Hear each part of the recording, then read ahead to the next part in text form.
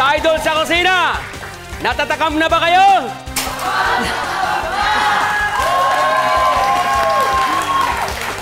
Okay, walang problema. Ang susunod na putahin natin, braised fish fillet with tofu. Simulan na natin, Miss Susan. Yes, kumpleto na tayo. May isda na tayo ngayon. Yes, may isda okay, na. Kanina ay lechon, balot. Lechon, para balance. Balance. Okay. Ito yung huli, para medyo mabuhay ulit. Ayan. Okay. Okay. So, this is another Japanese specialty ng swak na swak sa panlasa ng mga Pinoy. Ang gagamitin natin, fish fillet, ay lapu-lapo. Okay, Miss Susan, ito na yung isda natin. Ito po ay fish fillet. So, ang style nito, ilalagyan mo natin ng salt. Para lang magkalasa na, Chef. Opo. Kasi karamihan naman, alam mo yung ating kaugalian ng Pinoy, gusto natin lalamasin. Oo. Eh, fish fillet ito, nadudurog. Oo, madudurog yung... Kaya dapat may tender touch. Oo. Di ba? Dapat ay dampi-dampi lang. Dampi-dampi lang. Yan. Again, lalagyan ulit natin ng salt. Kumbaga sa ano, inas ng isda. Ayan. Yun! Yun. Diba? Alright. Then, yan. Okay. Ping, ping, ping, ping, ping, ping, ping, ping. Alright. So, ganyan po dapat. Hindi yung nilalamutak. Alright. Lalagyan natin yung igyok. Igyok. Okay, oo.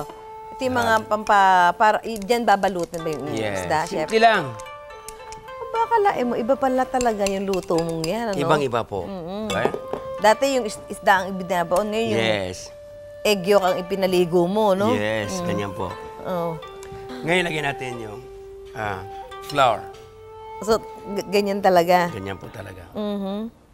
Kahit nahihirapan na? Kahit nahihirapan na. Magtiis ka. Magtiis ka. Diba? Kailangan class pa rin. Class pa rin.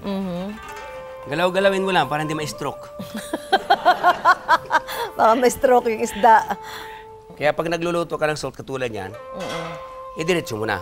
Luluto, ano na siya agad. Di ba mainit na? Oo. Oh, halata nga, Chef. Halata na, no? Umuusok na nga eh. Talagang mainit na yan. So, ilagay natin.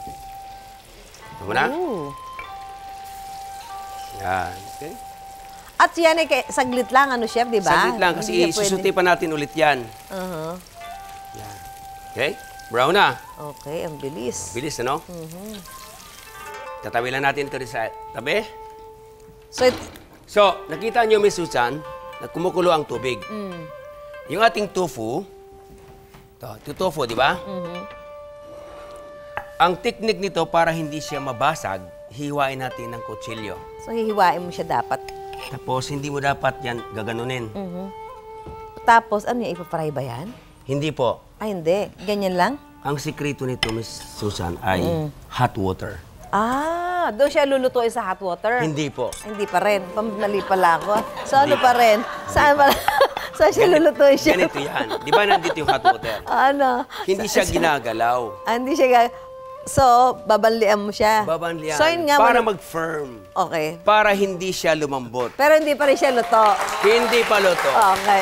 Ay, yun pala naman. Oh. Kaya naman pala yung iba nadudurog. Yes, okay. Kasi ihahagis doon sa kumukulong tubig, kumukulo. Bawal po yun. Ganyan lang. Itabi ko lang dyan konti. Ayan. So, gaano siyang katagal dito, Chef, sa boiled water? Hanggat lulutuin mo itong isda. Hanggang sa, ilagay mo na uli siya doon? Last minute. Okay. Pero hindi mo pa rin hahaluin. I-shake-shake mo lang. Shake. Okay. Dahil pag hinalo mo yan, what will happen is? Madudurog? Madudurog. Okay, madudurog pa rin. Kaya nga pagluluto ay may kaugnayan doon sa tinatawag natin ng body language. Diba?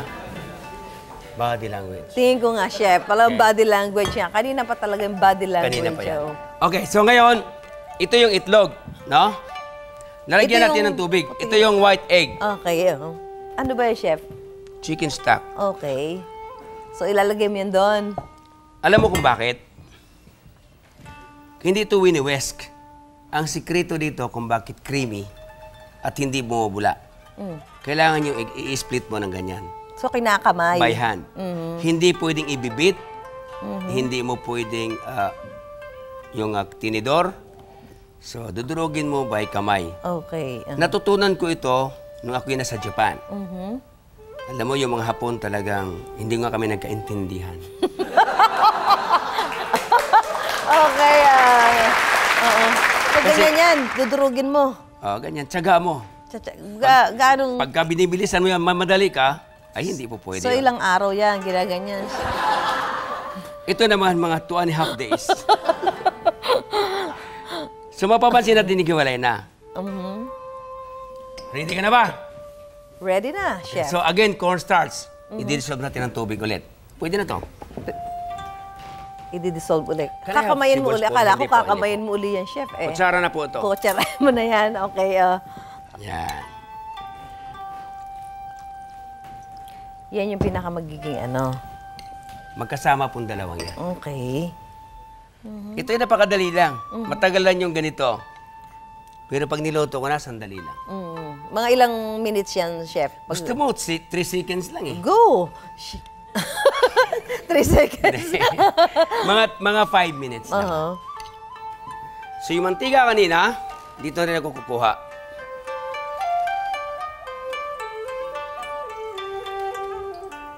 You love oil? Mahilig ka ba sa oil? Hindi masyado. Hindi. Sa Japan, nalagyan ng marami to avoid na didikit yung pagkain. Hindi na tsaka may bubuhos. Tulad yan. Para lang mainit yung... Yes. Kailangan mainit yung... Mainit yung wok. Okay. Ang tawag yan, smoke out. Ayun, para hindi siya maninikit. Yes. Then nilagyan natin itong ginger. Akala ko na isasabaw mo yung mantika lahat. Then, of course, Chinese. Yahoo! Yeah! Oh! Ayan, kailangan natin ng bumbero dito.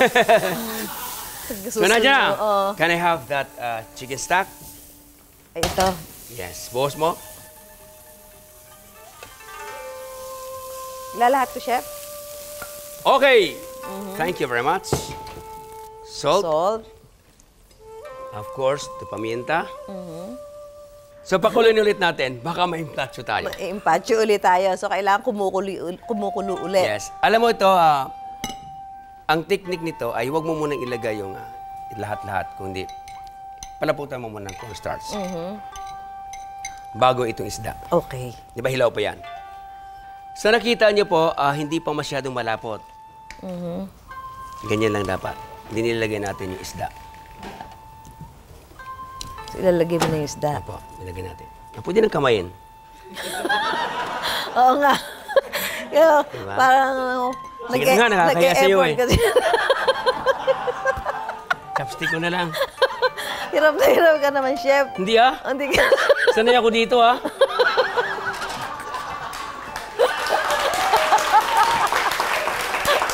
Diba? Habang kumukulo yan, ang gagawin natin ay lalagyan natin yung plato. Simple lang itong garnish ko. Ganyan, ganyan Ba't po. sa akin Ganyan. Magkasunod sila. Magkasunod. Nakatayot Pwede na. nakatayot nakahiga na siya. Ganun kasama niya, nakatayo, nakahiga. Okay, yan. Okay na yan, chef. Okay. So, dagdagdagan natin ng konti. Mas sigurado kung last minute mong ilagay. Nakita mo yung textures niya.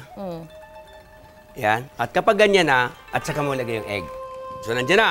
Ilagay na natin yung itlog. Pag nilagay yung itlog, Hinaan niyo apoy. i-off talaga. Off na Totally talaga. off. Alam mo kung bakit?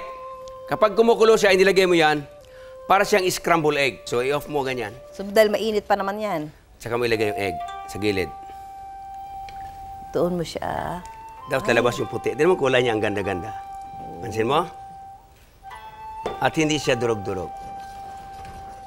So, yan. Ang Ha? ganda. Kita mo? Parang sopas, ano? Yes, parang supas. Kita mo? Ganda na, di ba? Yan. At saka natin ilagay ngayon yung tofu. So, yung tofu, ganun na lang siya. Ganyan lang, kasi dito yung lasa eh. So, Kita mo, hindi nadodorog, no? Ganda, di ba? Ang ganda. O, ngayon. So, ikot-ikot lang yan. Ganyan lang yan. Alon-alon lang yan. Tinatahip-tahip. So, nakita mo yan. Andiyan na. Then, of course, piplating na natin. Plating na tayo. Wow. Look at the sauce. Of course, oo. So, ang kahalagahan ng ating ginagawang So, Very healthy. yes, hindi dapat po ay dudurogin. Very Hey! healthy. Wow! Yan, Miss Susan. Ping, ping, ping, ping, ping. Wow, ang sarap. Okay. So, lalagyan muna natin ng ginger na fried ginger on the top. Yes, para lalong masarap. Look at that. Di ba mahilig ka sa cilantro?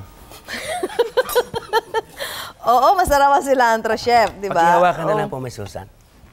Hawak niyo na? Ayan. Okay. Naku, dito mo siya yaano, no, chef? Hindi po. Ilalagay ko ng dahan-dahan. Hawak ha? Bango. Ang sarap naman itong ulamin. Okay, so bang, bang, bang, bang, bang, bang, bang, bang! Here it is! Braised fish fillet with tofu!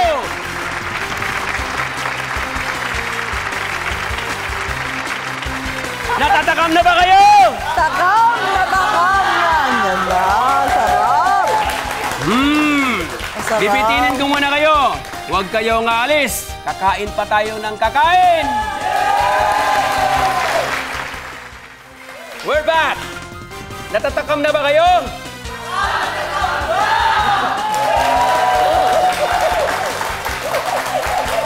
Dito, sa Idol sa Kusina, talagang walang pagkabusog. Kain na!